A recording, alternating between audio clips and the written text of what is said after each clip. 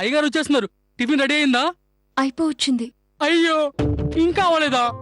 Madam, మీకు చేయడం అవదంటే నేనే చేసేవాడిని కదా. సరిగ్గా 9 గంటలకల్లా డైనింగ్ టేబుల్ మీద టిఫిన్ ఉండాలి. ఒక్క సెకండ్ లేట్ అయినా అయ్యగారు చాలా సీరియస్ అవుతారు.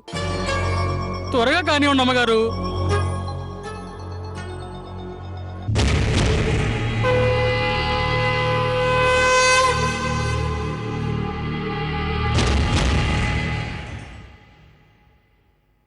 నా ప్లేస్ని లాగేసుకున్నావు భూమి. నేనుండాల్సిన చోట నిన్ను ఊహించుకోలేకపోతున్నాను, చూసి తట్టుకోలేకపోతున్నాను. భూమి, ఏంటి ఉప్మా చేస్తున్నావా?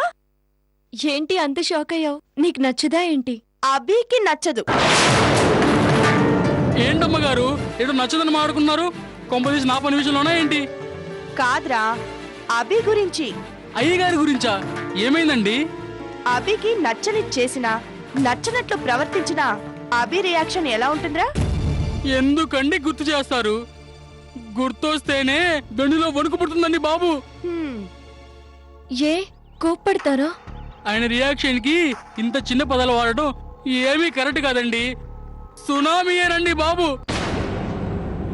నేను ఇంట్లో పనికి చేరిన కొత్తలో కొత్తగా ఉంటుందని ఒక ప్రయోగం చేశాను.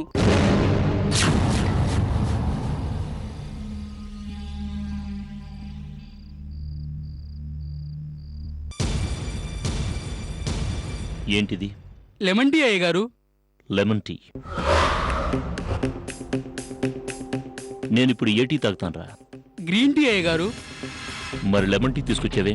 అంటే అయ్యగారు, పొద్దున్నే టీవీలో గెడ్డం అతను ఒక అతను చెప్పాడండి, ఈ టీ ఆరోగ్యానికి మంచిదని.